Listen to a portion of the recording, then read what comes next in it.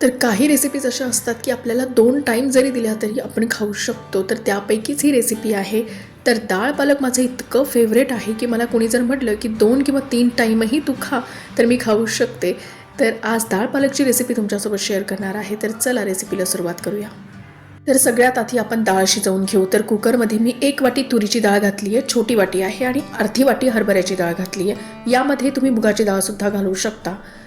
आणि डाळ ही 3 ते 4 पाण्याने मी स्वच्छ धुवून घेतली आणि त्यामध्ये डाळीच्या दुप्पट पाणी घातलं आहे, म्हणजे डाळ ही चांगली मऊ शिजेल. आणि 1 चमचा तूप घातलं आहे आणि 1 छोटा चमचा यामध्ये हळद घातली आहे.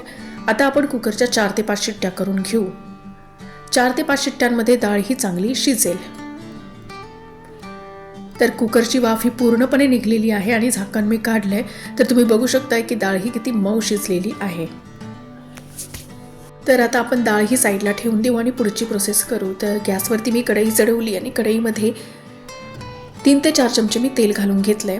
तेल थोडंसं गरम होऊ द्यायचं आणि त्यानंतर यामध्ये 1 चमचा हिंग घालायचा. हिंग आवर्जून घालायचा, कारण हिंगामुळे ना डाळ पालकमध्ये खूप छान टेस्ट येते. त्यानंतर 1 चमचा यामध्ये मोहरी घालू आणि 1 चमचा जिरं घालू. जिरं आणि मोहरी 2-3 मिनिटांसाठी चांगलं परतून घ्यायचं, म्हणजे जिरं आणि मोहरी ही चांगली तडकली पाहिजे. यानंतर आपण यामध्ये बारीक चिरलेला कांदा घालूया. तर कांदा हा आपल्याला चांगला ब्राऊन होईपर्यंत आता परतून घ्यायचा आहे. त्यानंतर लसण यामध्ये मी घातलेला आहे. तर जवळपास मी 8 ते 10 लसणाच्या पाकळ्या अशा बारीक बारीक तुकडे करून घेतले होते. तर ते यामध्ये घालू. जर कुटून घालायचं असेल तर लसण तुम्ही कुटूनही घालू शकता.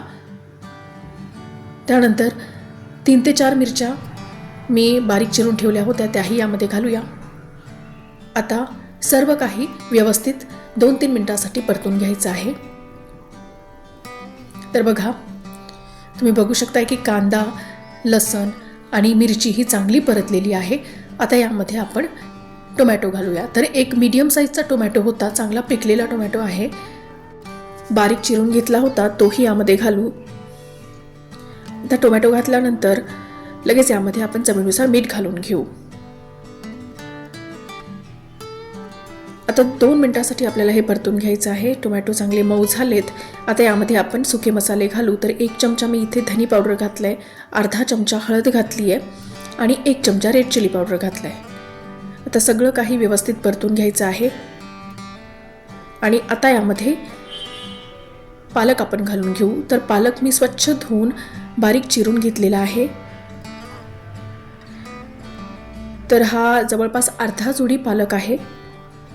पालक अगदी फ्रेश होता. तर आता सगळं काही व्यवस्थित मिक्स करून घेऊ आणि झाकण लावून याला आपण 2-3 मिनिटांसाठी आता चांगलं शिजवून घेऊ. यामध्ये पाणी घालण्याची अजिबात गरज नाही आहे, कारण पालक शिजला की त्यातून पाणी रिलीज होतं. तर बघा किती पाणी सुटलेलं आहे. तर आता मसाल्यांसोबत पालक हा चांगला शिजला आहे. आता यामध्ये जी डाळ आपण शिजवून ठेवली होती ती घालूया. तर डाळ घोटणीने थोडीशी घोटून घेतली होती, ते दाखवायचं राहूनच गेलं. आता डाळ ही चांगली मिक्स करून घेऊ. आणि यामध्ये आता कुकर धुवून मी पाणी घातलेलं आहे. तर पाणी हे जास्ती घातलं नाही आहे, थोडंच घातलं आहे. तर जवळपास अर्धा ग्लास पाणी असेल. वरतून थोडीशी कोथिंबीर घालून आणि आता 5-10 मिनिटांसाठी आपण एक उकळी काढून घेऊ. अर्धा चमचा गरम मसाला मी घातलेला आहे. हा अगदी ऑप्शनल आहे, जर आवडत नसेल तर तुम्ही स्किप केला तरी चालेल. आता जवळपास 5 मिनिटांसाठी आपल्याला डाळ पालक चांगला शिजवून घ्यायचा आहे. तर किती चमचमीत असा डाळ पालक आपला बनलेला आहे आणि बनवायला तुम्ही बघितलं की किती सोपा आहे.